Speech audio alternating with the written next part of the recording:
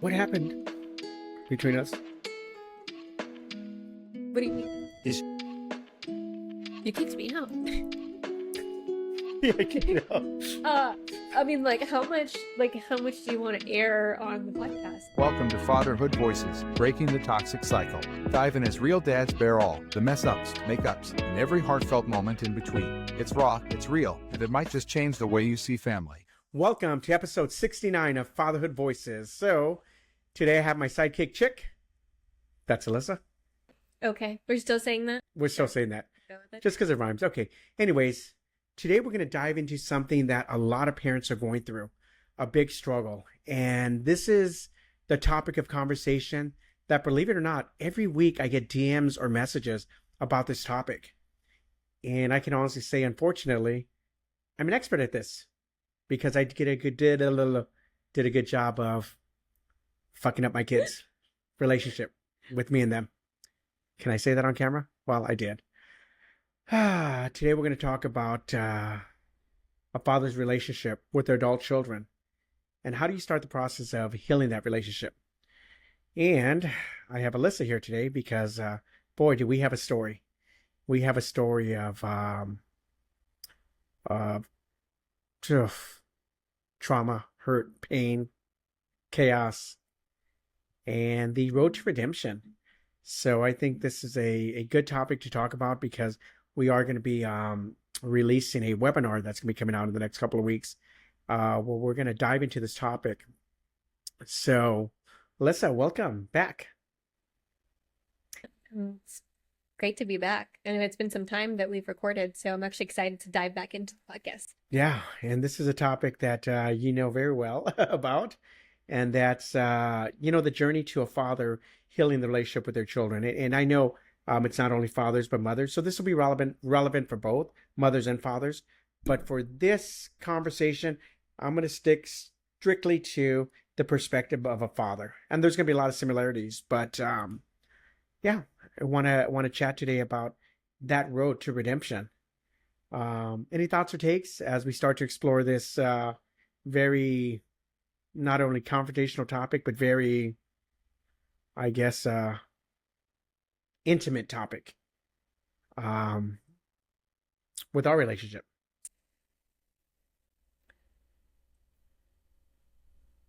Sorry, line.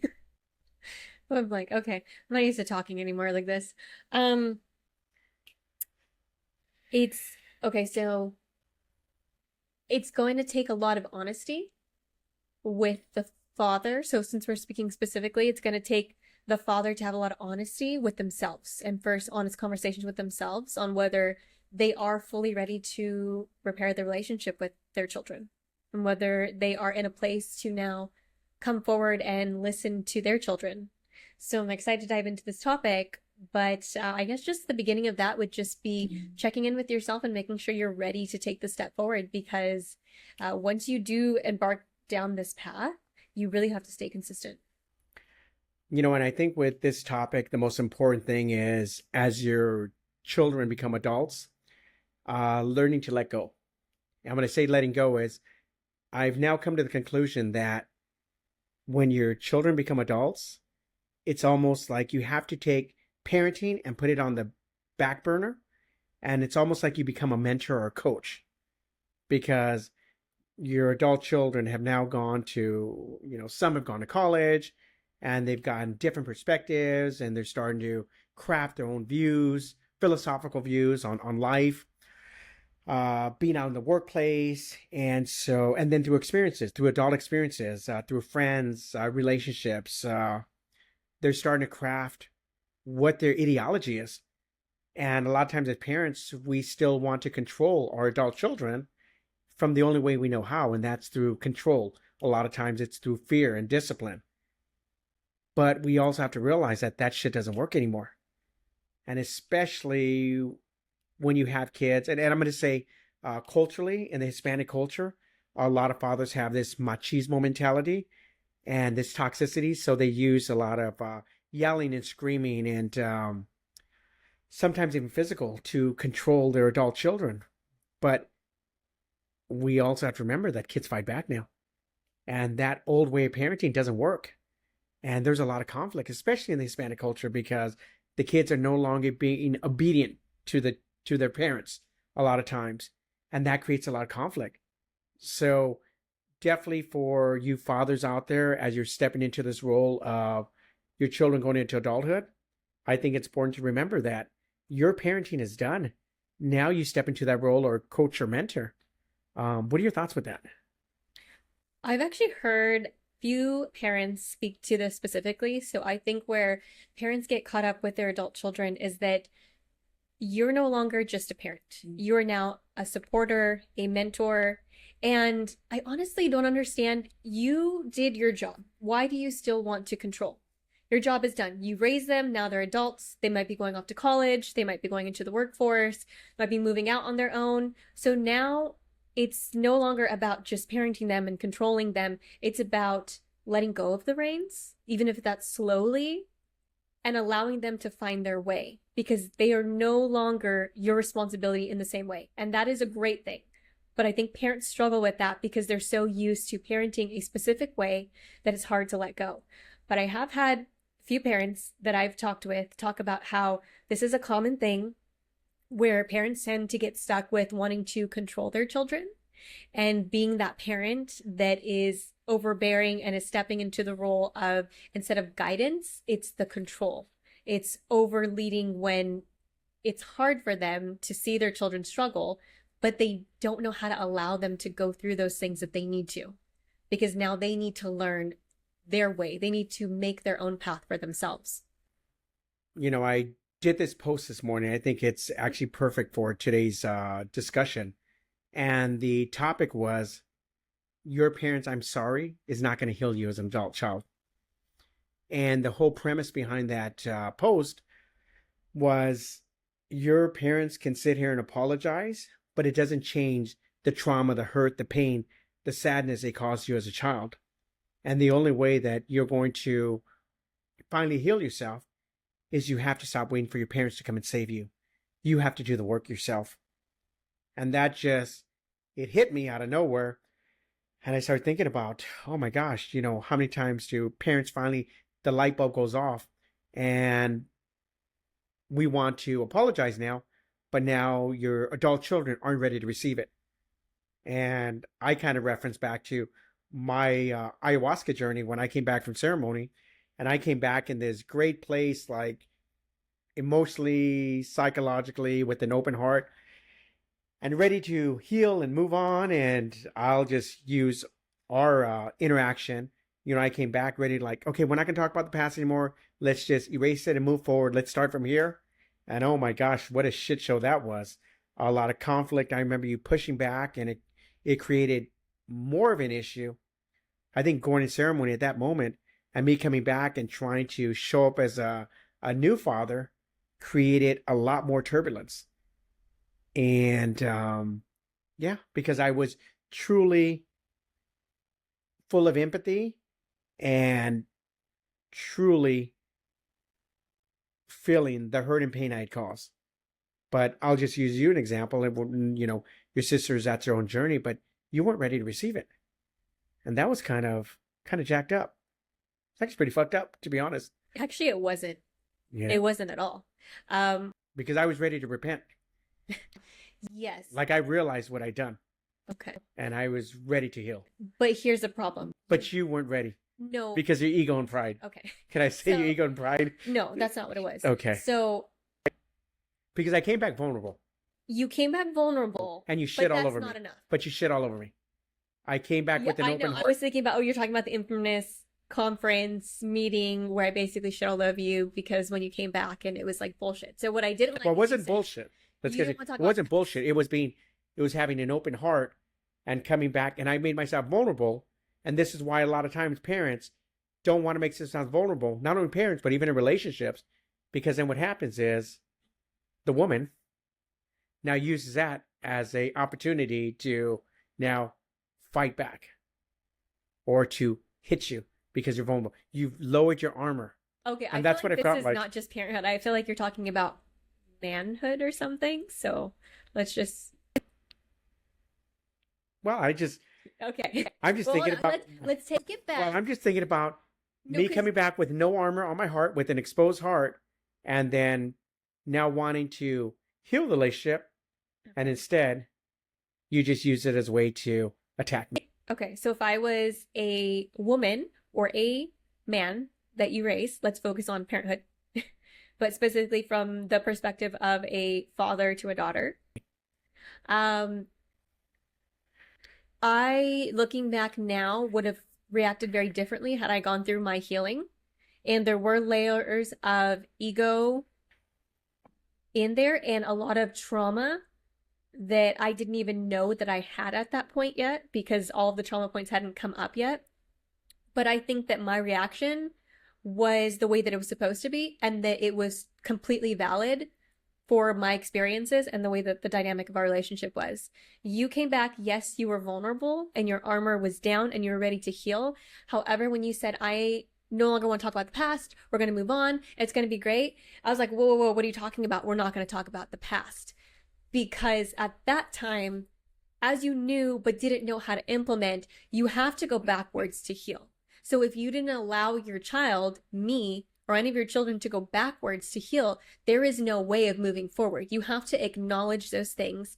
And it's interesting because I did a post about this, talking about those things that you bury, those things that you try to ignore, they do show up. They show up in your anxiety, your depression, in the way that you respond in relationships. They show up in your everyday life. It's addictions, it's the toxic relationship you're in, it's the alcohol that you drink, it's all those different things. So if you're not willing to go backwards and acknowledge and own up to all those mistakes, and yeah, it's kind of messed up because it's almost like you have to go back one by one by one, or at least into those key points to allow your child to heal. So that was the thing that was missing from that interaction. And the thing that I'm going to prepare parents for moving forward right now in this podcast is that when I said you have to be ready to be honest, you have to be ready to be vulnerable and really listen. And you have to come from a place where you're going to listen to your children, even when that's them pushing back and saying, you're full of shit, I don't believe you, or whatever it is they're going to throw at you. If you're really ready to repair your relationship, you need to be prepared to hear the pushback from your kids, no matter what that is, especially if it was a toxic environment. And if you said anything close to the messed up things my father has said to me, be prepared for them to come back at you. So a lot of times a father will repent when they've drank a lot. So there's some people that drink and all of a sudden the feelings come out. And all it says is sadness and sorrow, and they want to reach out to the children. At that moment, it just creates basic chaos. Sometimes a father falls into drugs, and then when they're at that low point, all of a sudden they want to reach out and try to heal.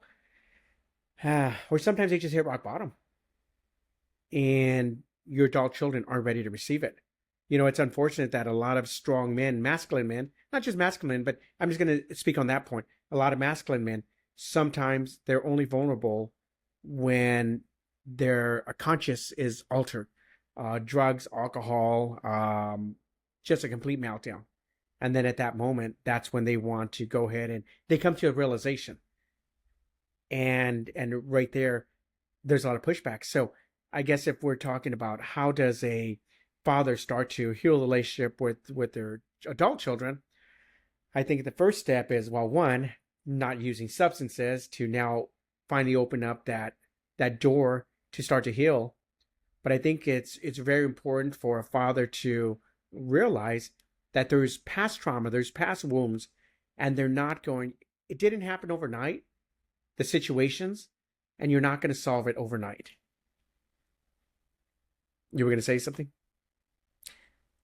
When you said that when some people take substances and then that's when they feel like they're at that point, that was what I was talking about when you talk about bearing something, moving on from something, but then it comes back. So no matter that you're trying to grab drugs or you're trying to grab that bottle of alcohol, sometimes what happens is it actually backfires on you because whatever it is that you're shutting down finds a way of coming up.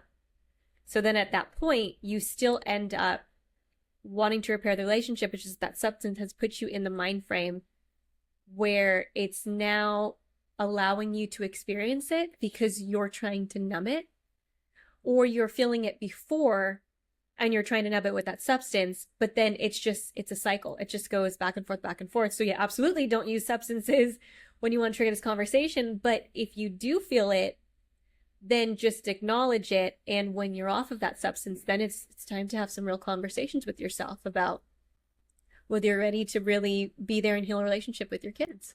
I think the first step, just to simplify this, is acknowledging that the past hurts, that the past wounds and stuff, there's damage that's been caused. The old saying, sticks and stones may break my bones, but words don't never hurt. Whoever wrote that was a fucking idiot. This is bullshit. Yeah, because words can do more damage than physical.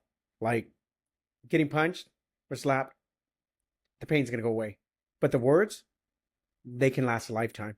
And I'm pretty sure that in our relationship, we can talk about some things that were said that probably going to be a lifelong journey to heal. I could repeat some stuff word for word. What's that? I said I could repeat some stuff word for word. I'm sure you could. And, but once, the first step is acknowledging. But then the next step is going to be listening. It's going to be listening without being defensive. And that's the hardest thing, is a lot of parents say, well, I want to have this breakthrough with my adult children, and, but they're just not listening to me. It's because and I'll use this from father's perspective, it's because we get triggered. We come and we want to start to open that door to heal. But then all of a sudden, man, your adult kids will unleash a fury of fucking toxicity. And then all of a sudden it's like, wait a minute. So then we're so quick to want to defend ourselves. But wait a minute. And sometimes the process of healing actually goes backwards. So you can start to try to heal, but then what ends up happening is you create a bigger wedge than when you started. So you have to also be careful, is when you start that process, to remember that it may get worse before it gets better. It's not just like, okay, I've acknowledged the hurt and pain that I caused and I'm ready to listen. But I'll tell you, sitting there listening and hearing the perspective from your adult child, and sometimes it's not correct. Because, the old saying is, their perspective is their reality. And the truth may be different or convoluted. But as a parent, you have to sit there and just shut the hell up and just listen. Because you may be thinking one way, but they may be thinking a different way. Okay, hold on. I want to speak to that. So you talked about perspective not being correct. And it's not about the perspective being correct or not. Their perspective is valid because that's what they felt during that time. I'll give you an example. Well, I'm not saying it's not valid. I'm just saying that a father's going to have one perspective and the adult child's going to have another perspective. Yes. So they're both right. They're both right. They're both valid, because no matter what, the child's always going to experience that particular, whatever it is, that experience different than the parent is, just like their siblings are going to experience. But the ego and pride from both sides is going to want to interrupt, is going to want to try to give their truth, speak their truth, to kind of convince the other person that no, the way they did things was correct. But you were going to give an example? And that's where the parent basically needs to be quiet and listen. If they're ready, they have to kind of kill their ego off and be prepared to listen. Whew. You triggered me here. You triggered me. It's just, be honest. I mean, you can be triggered. Some parents might be triggered listening to me, but I'm just telling you from experience, you got to kill your ego off. So make sure that you are prepared. And if you can't do it all in one sitting, don't try and heal the whole relationship.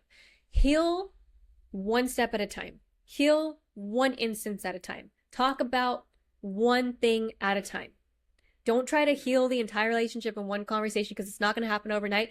And sometimes if you end up going backwards, you don't want to cause more damage. Don't talk about all of the years and everything as a collective. Take one thing at a time.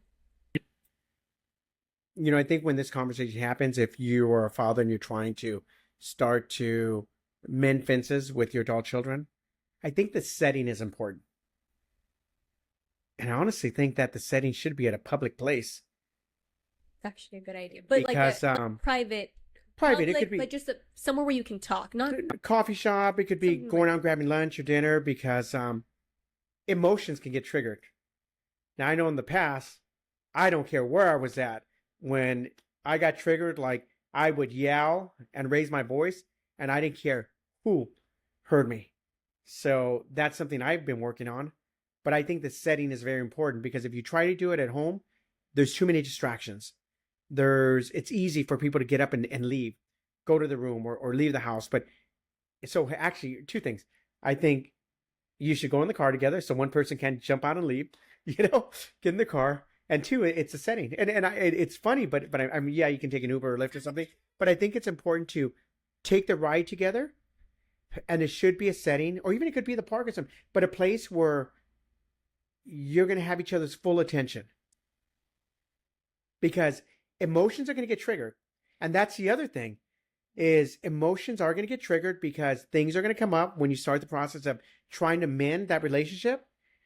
There's going to be some things. Yeah, it looks like you're getting a little unraveled and triggered. That's okay. no. But You should not take a car ride together. I think it depends on the relationship.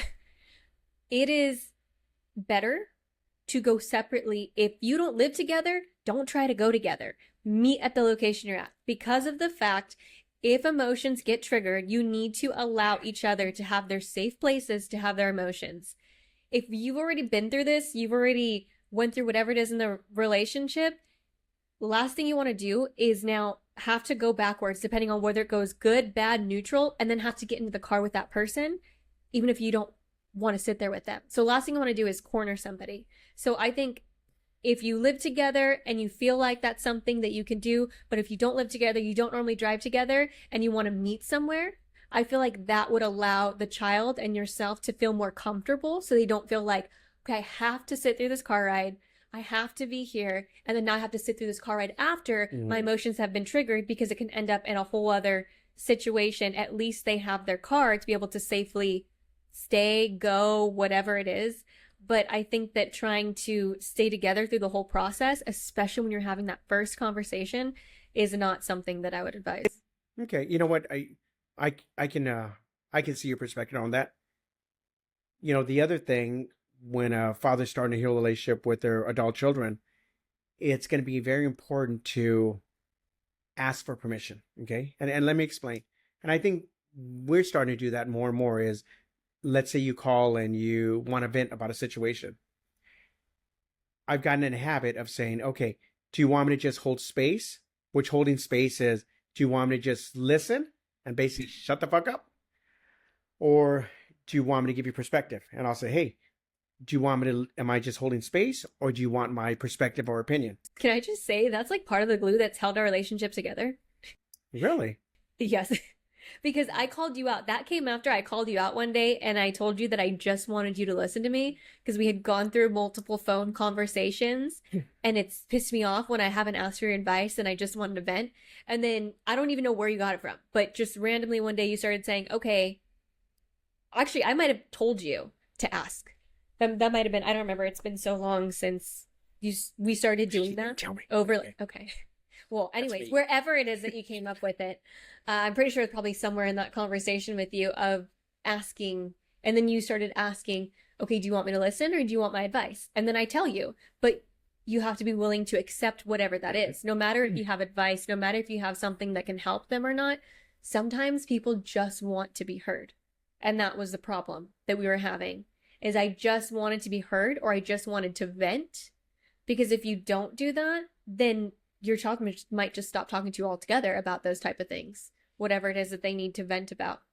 Because honestly, I probably would have just stopped talking to you about anything that was triggering or that I felt I needed to vent about, because why would I come to you if all you're going to do is not let go of being a parent and be a supporter and a supportive adult? And sometimes that's in a mentor or a friend or some type of role that's not that overbearing parent. So that's actually been something that has saved us, because sometimes I will talk to you and you'll say, okay, do you want to vent or do you want my advice? And I'll say, no, I just want to vent. And sometimes you'll say, do you want my perspective? And I'll say, no.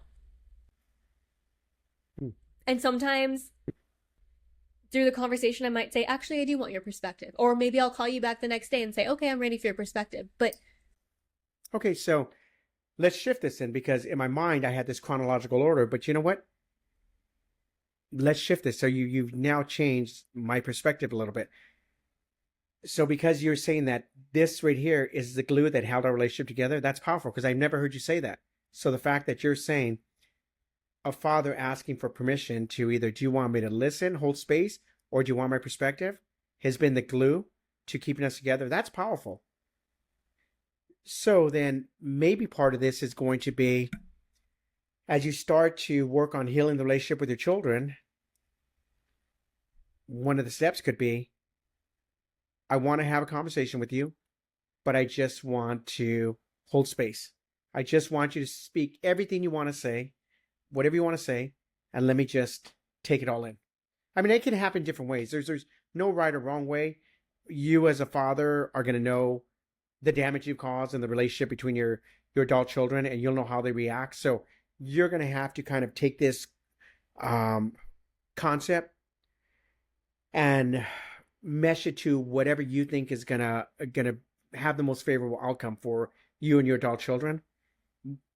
But it could be that could be the first step. It could just be, you know what, I want to have a conversation, but I want to know what's on your mind. What is causing you to have this anger, resentment towards me? Maybe that's it. Maybe that's the end of the conversation. Because in my mind, I'm thinking this whole podcast is going to be about the different steps to, okay, here's A to Z to heal the relationship. But I don't think we can go there. I think there just has to be a starting point, just the starting point, and that's it. there is no A to Z. There is no guide. There is no proper way to heal your relationship with your kids. You just have to be ready to try, to listen, and to be consistent.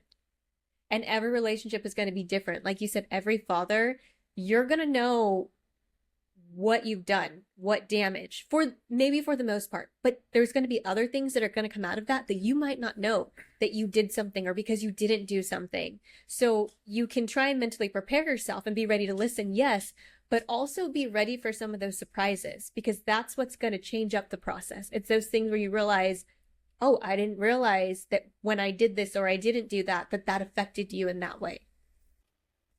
So it's more of a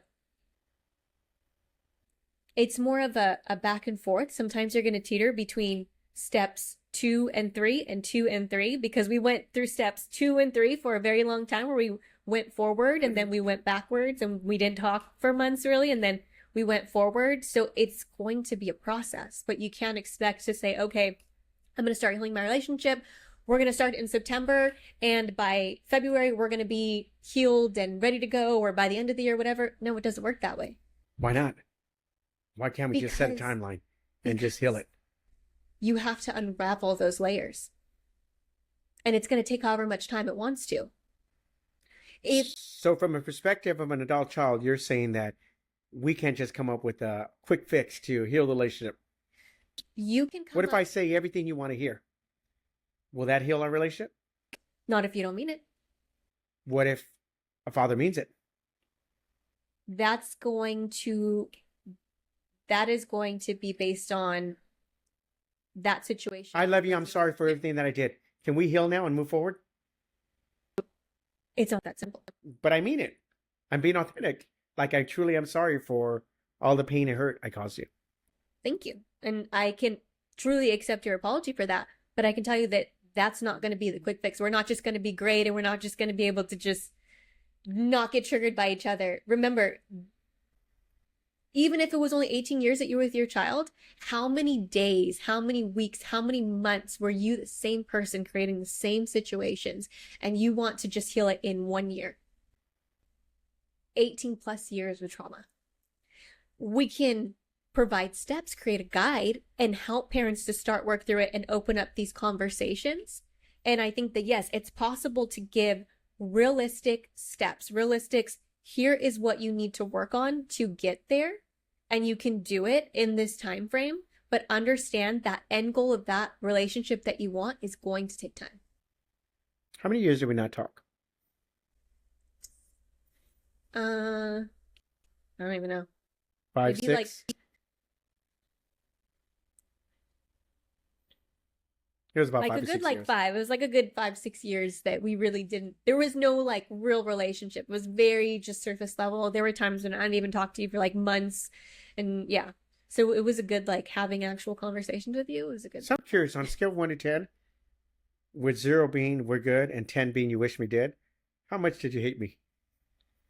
like then or now. Like then, Oh, then, uh, be what honest. was the scale? 10, you could care less if I was dead. I'm just curious. I never asked you this question, but how much did you really hate me? Oh gosh. I didn't wish that you were dead. Because I knew that if you had died and we didn't get to repair our relationship, that it would really take a toll on me because I was a daddy's girl at one point. Um, but if you had died back then, it was almost like, well, that's one less thing to have to worry about. That's one less person to have to fight with. That's kind of fucked up. It is.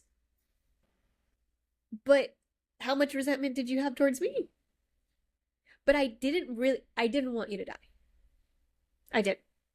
It wasn't that extreme where it's like I didn't care about you. It was more in the way of I could not have a relationship with you and you can exist out there in the world and I would have been fine. So it was pretty extreme. I mean, it was pretty extreme. I think my leveled out response was I could have not had a relationship with you and I could have went on living my life and you could have went on living your life and at some point like I would have been fine with that. But I didn't want you dead. I still wanted you to be there for my sisters, my mom, but I wanted you to be a better man. I didn't want you to be who you were. Wow. That's just my truth. And it sucks and it hurts to even talk about it, but it's what it is.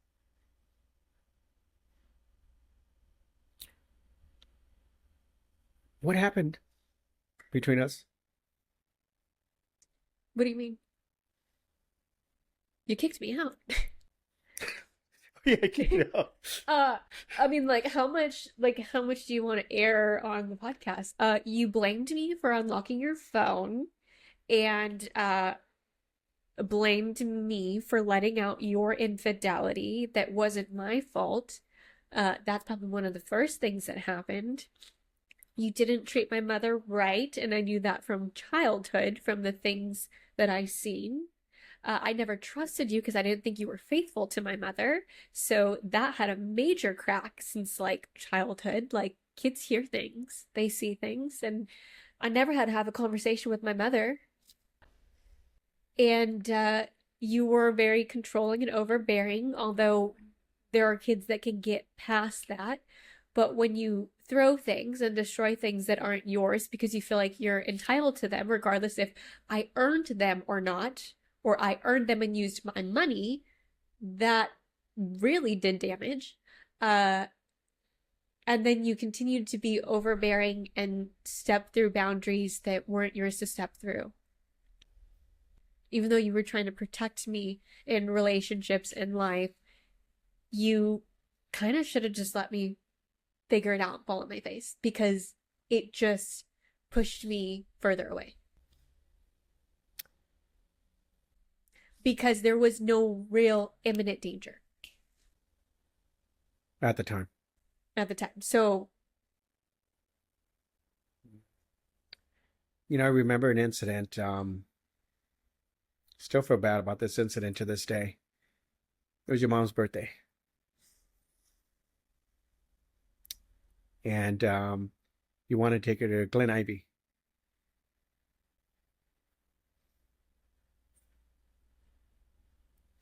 And I wanted you to take your sisters with you. that's not what happened. Nope, that's not what happened. And, My sisters couldn't go, they were not old enough. oh no, I didn't want them to go. I wanted to have a day where we could all spend time with your mom for her birthday. But you wanted to take her to Glen Ivy. And so I refused to let you take her. And you turned to your mom and said, no, are you going to let him decide, some to that effect. And That's not what happened. I'll tell you what happened because I remember that. Because I was really excited to take my mom to Glen Ivy for her birthday. I'd set everything up. I even think I'd talked to you about it. I actually feel bad about this for you. And I don't know if you blocked this out as a repression to save yours. I don't think we were in a good relationship at that time. No, but I didn't do it. It wasn't about us. It was my sisters. So what happened was I did give you credit for this. You went out and you ended up going on like a shopping spree and you bought my mom some clothes because, she had said, oh, she wanted to update her closet.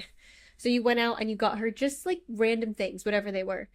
And so you came back to the house. Me and my mom were going to leave. And then you had her open them up. And so she's looking at them. And my sisters started making comments. And I actually was like, not happy with them making the comments because I was like, he tried. He did something that I have not seen him ever do. And he's trying. And so I really seen your effort there. But the problem was my sisters were making snarky comments, which, your relationship wasn't great with them. There wasn't really respect there. So they were making comments and that eventually snowballed into an argument and into a back and forth. And I don't remember how I'd gotten involved. I think you got into it with them. And then of course me, I was like Mama Sister Bear. I jumped in and then we ended up getting into it. And Mom did want to go. It's not that you didn't allow her to go. You wanted her to go. Mom made the decision that she didn't want to go. So I was disappointed because she had the opportunity to still go after things got heated to walk away and to come with me. But she chose not to because you left. And it was and this right here and this right here. Side. And I'm interrupting you on purpose because I want the audience to understand this is a real trauma point that really happened. And it didn't happen that way. And you think it happened that way. Yeah, So no, it didn't happen that way. And this is just, no, it didn't. And this is just a real example of how my perspective is my reality. Your perspective is your reality. That's And no, call my mom because she's called you out on podcasts for saying no, things wrong before. I'm just telling you, that's not how it went down, but that's okay. That's No, your but truth. that actually did happen. That's not how it happened. Yes, it did. And I will call my mom right now. No, listen to me. No, because No, listen. Let me give you again. This let me just give you let me give you a different perspective. It's because I got up. Okay, so let me give you my perspective. Something happened between us, and then, I was in that narcissist toxic behavior, and so I forbid your mom from going. Okay, and then I remember specifically you looking at her and saying, "Mom, you're not going to go? Like really?" And then she looked because she didn't want to create more conflict because you didn't live there anymore. You were going to get up and leave. She was going to have to deal with the consequences of me if she okay, went. then that's something that happened after what I'm telling you that happened. So- Because I specifically remember that. So So I didn't start it. It wasn't between us. We weren't at odds together. We weren't talking. I didn't live there. You already kicked me out. yeah, we But weren't. we talking. didn't come in at odds together. I could have sworn I actually might have talked to you about taking her. No, Possibly. no. Or if not, then I just planned things on my own. It would no. But she was never not allowed to go. She was No, allowed she to. wasn't. She wasn't allowed to go. I She forbid was her. allowed to go. I forbid her Okay, from I'm going. calling Mama. So listen. No, because I want to get this straight. But wait. No, because That's- you have it wrong. I'm but- going to ask Mom. No, but here's Because I'm the thing. telling you. But let's not. Because you Let's. want to make me the bad guy in all this. No, I'm not making you the bad guy. I'm making myself the bad guy. I'm the No, one. you're not, but you don't No. have it correct. So listen. Okay. I So own this. We're reporting a podcast, okay? okay. So please correct it. No. This is why there need to be conversations like this because the way that you're remembering it might be wrong. but it doesn't. Here's the thing. But here's the thing. Okay, we're It doesn't. It doesn't No, matter. no, it doesn't matter if we pause this podcast, Mom. Please. It doesn't. All we're It trying does. to do No, is we're okay, but trying. this matters right here because you've already triggered me, Mom. Okay, so you remember that birthday when I was This going is to take really you to happening right now. Ivy? So we're talking about it on the podcast, and when I was telling Dad and I was explaining to him that he never forbid you from the beginning for going. It was your choice on whether you wanted to go or not. That we had it planned. This is like after I got kicked out. It was that next September. I came over. We were going to go to Glen Ivy. And then I actually gave Dad credit because he had randomly went out. He Forget all bought that you, stuff. like Just a get bunch to the of bottom. clothes. And then he came over and you opened them before we left. And then my sisters are right there and we all watched you open up the gifts and my sisters were making snarky comments. And I was saying, That's not what happened.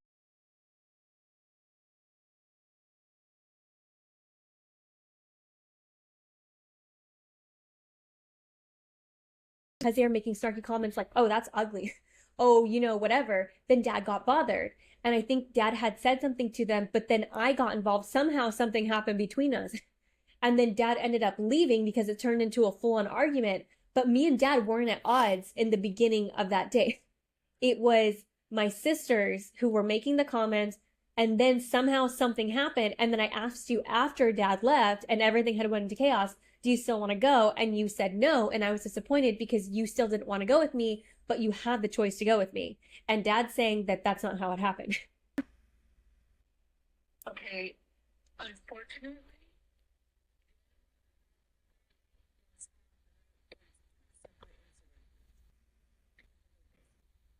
So he's remembering a different one. Because this one you were ready to go with me. No, I didn't. I told her she couldn't go with you. No. And she chose No, not to listen. because No, she didn't want to deal with. She said this is two different instances. This the one I'm talking about is the birthday where she was coming with me. You didn't for. Okay, listen.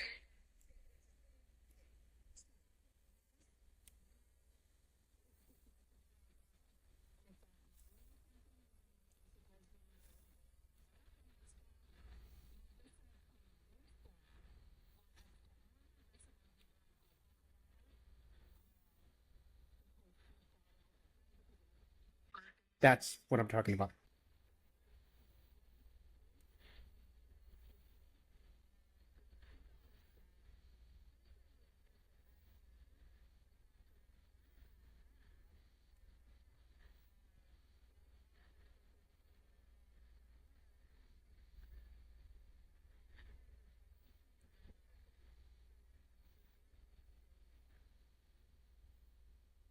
Oh,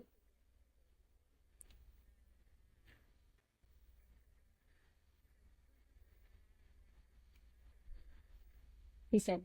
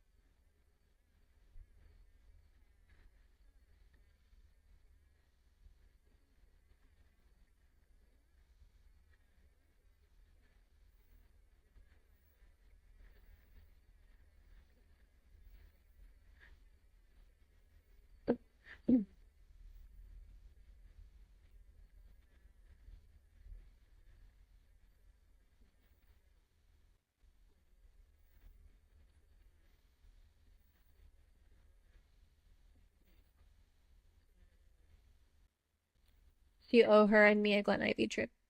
We'll be cashing in on that this September. But Thank so you. I was right about thank you for the beginning of it. I told him we weren't at odds. We didn't come into the date at odds. He didn't say you couldn't go. It was yeah, dad knew about it. I know. I literally said I think me and him actually had a conversation.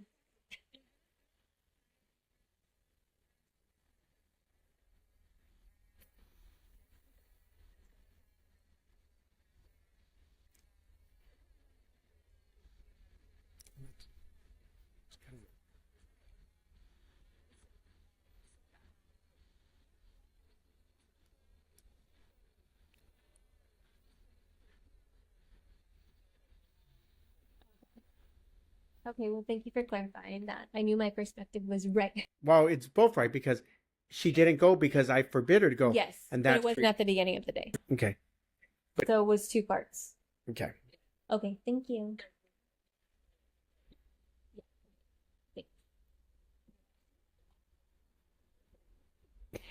Yeah, we do. He'll be sending us to Glen Ivy this year. So, Bye. wow, this was very unexpected and definitely wasn't planned on the podcast. So quick to run to your mommy, which is okay. My mom's all I had. I'm also all she had, and my sisters for a while. So yeah. Yeah, that's true. Fuck. Oh, Fatherhood Voices, raw, real, and uncut.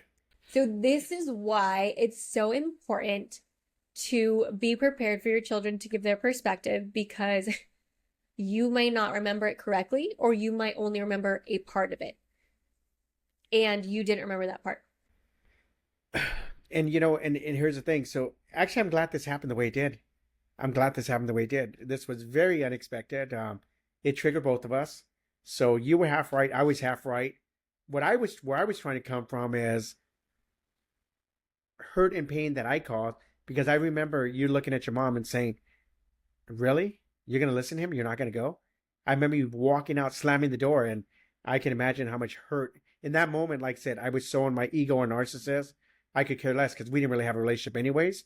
Also, by the way, you left because you were always the ones that left first. And that moment, you left. No, I stood there with her because I was trying to talk to her after. Okay.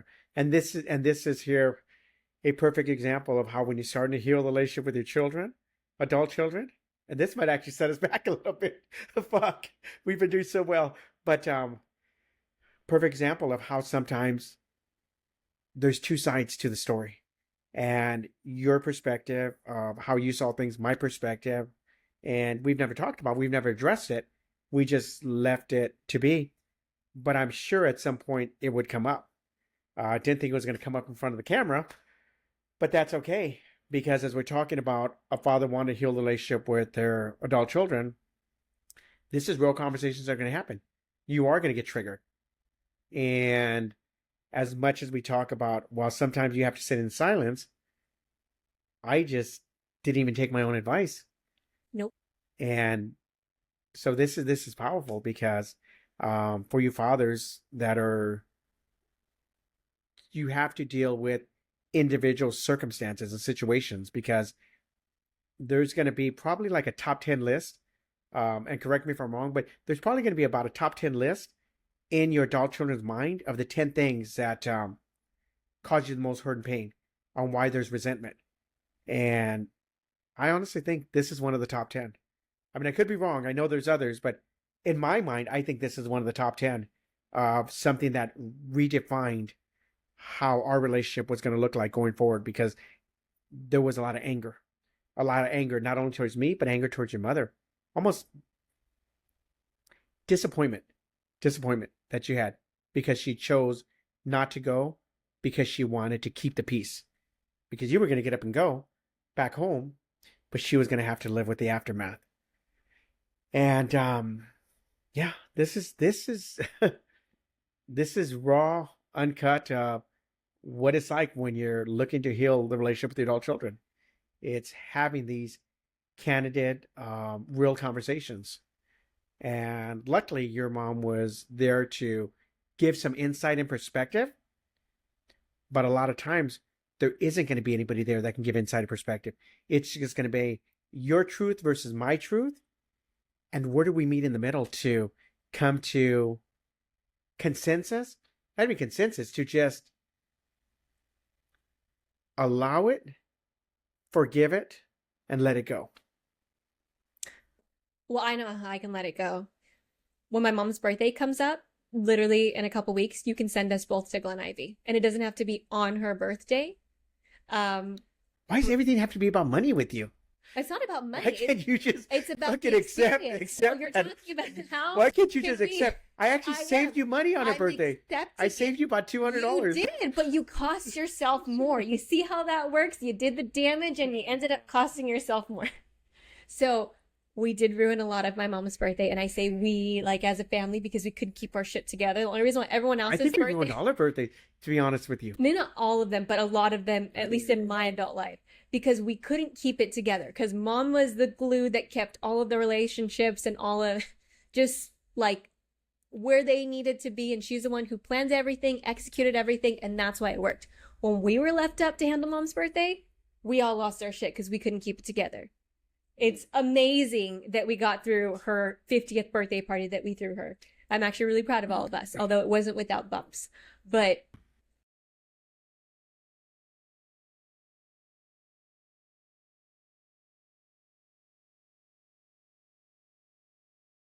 This episode, which has been a very authentic, uncut perspective into, yeah, microscopic view into what happened no, growing up together. no, but I can honestly let that go. You know, I can.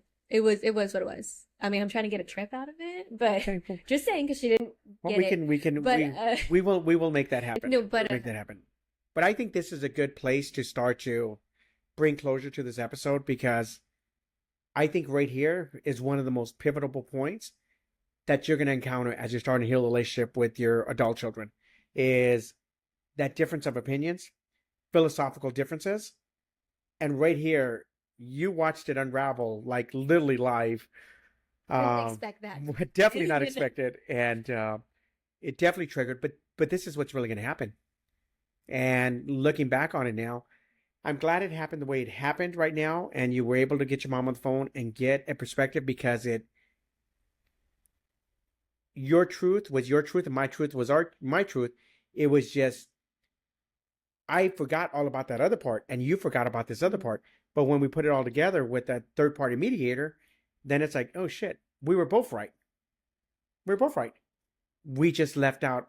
A lot of times we pick and choose what we want to remember from the story. And that's powerful for the process of healing is, yeah, go ahead. And I think that it's really important. This is where the support comes from what do you do in those situations when you don't have a third party, when you now have to just mediate the situation when you're just there. And I think that's part of like after this, it's like, okay, we fought it out, we went through it, it hurt, but we have the tools to be able to heal and to walk away from this relationship and say, okay, we can now heal from this and I can start crossing it off of my list and really sit with what happened today and say, okay. But I think that's where the importance is with being able to support other people of what do you do when you don't have that? Because we have a lot of healing work that we've done. We've had a lot of time to go, that we've gone back and forth to move forward.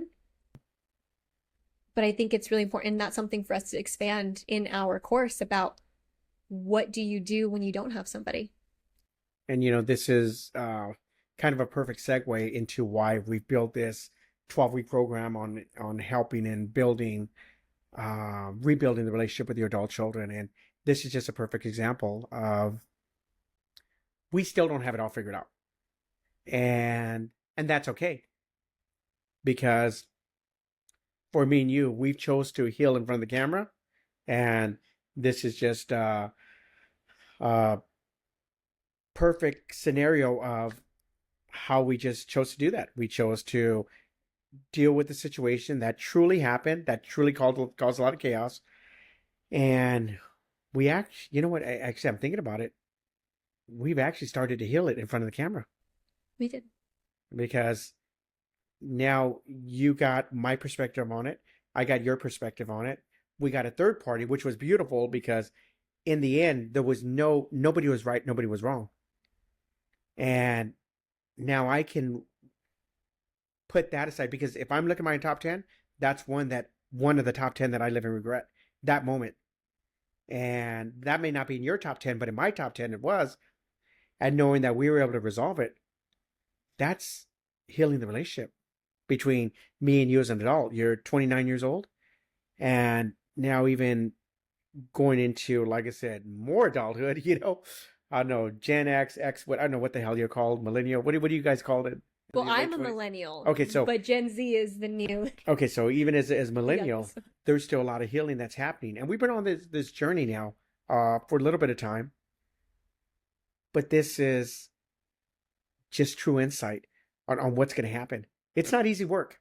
No. It's not easy work because I actually almost got up and walked away, to be honest with you, because I didn't want to lash out. So it took a lot for me to sit here and take it. And that comes from also when we talk about fathers, you have to sit here and just be ready to take it and just stay quiet. Now, in this moment, I didn't stay quiet because I also wanted to voice my perspective because I knew with true certainty that this is how it happened.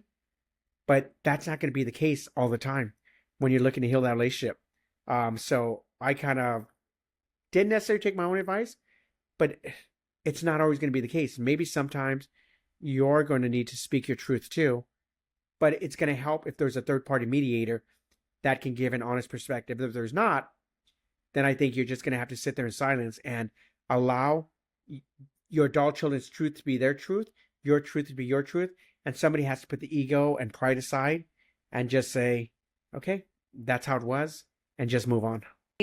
I think that this is where parents really need a lot of the support, especially the fathers. This is where they need the support. This is where we come in to say, hey, you want your ego to be tested? I mean, I'll test your ego to prepare you for the conversation you're going to have with your child because they're going to trigger you.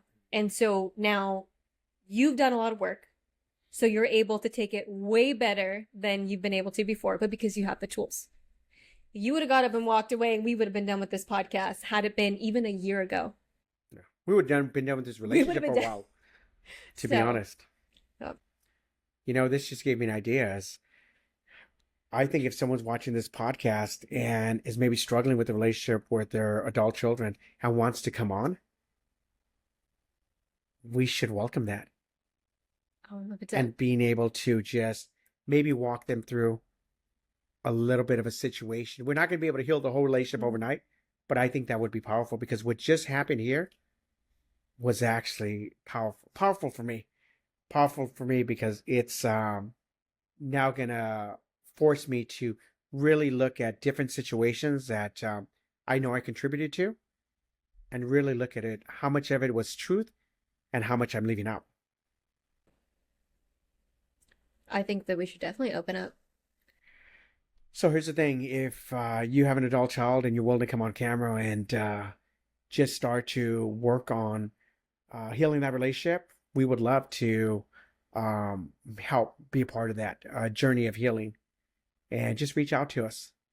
And with that, any closing thoughts as we wrap up what was a very unscripted episode of Fatherhood Voices, but something that definitely everything happened the way it needed to happen.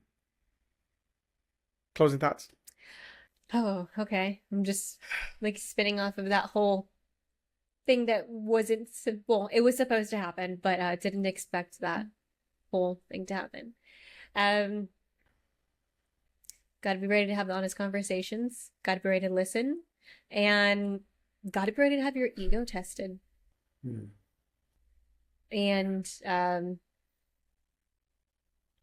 don't know if you need some advice on how to do that, or if you have a situation where you think that it's just going to start to come out, or you have that list and you need help with starting to work on that, reach out to us. And very soon we're going to have something to really help to guide parents on getting those tools so that they know how to handle these situations. I honestly think this is the greatest investment you can make in your life is to heal that relationship with your adult children. And, you know, the extra dynamic is, what about when your adult children have kids? And then because of that broken relationship with them, you don't have access to your grandkids. You don't have access to the relationship because now they want to shelter them from you because they don't want you to repeat that toxic cycle. Fatherhood Voices, Breaking the Toxic Cycle, episode 69. Oh, man. Thank you for joining us. If you haven't yet, click the subscribe button if you're watching us on YouTube. Share a comment if you're watching us on Spotify or Apple or wherever you listen to podcasts. Share this with someone. Share this with someone because as we're on our journey of authenticity and healing our relationship, it would be nice for other people to see that they're not alone, that we're all struggling. Also, if you're on YouTube, I just want to say, I'd love to hear your perspective on whether my dad owes me and my mom a Glen Ivy trip. So if you think that in part of the way to now heal the damage that was done, if you think that he should send me and my mom to Glen Ivy as her birthday's coming up in a couple weeks, comment. What the fuck is wrong with her? Well, I'm just saying. So I'd love to get the audience perspective after hearing that. Thank you for joining us for episode 69 of Fatherhood Voices, where we're breaking the toxic cycle. Until next time.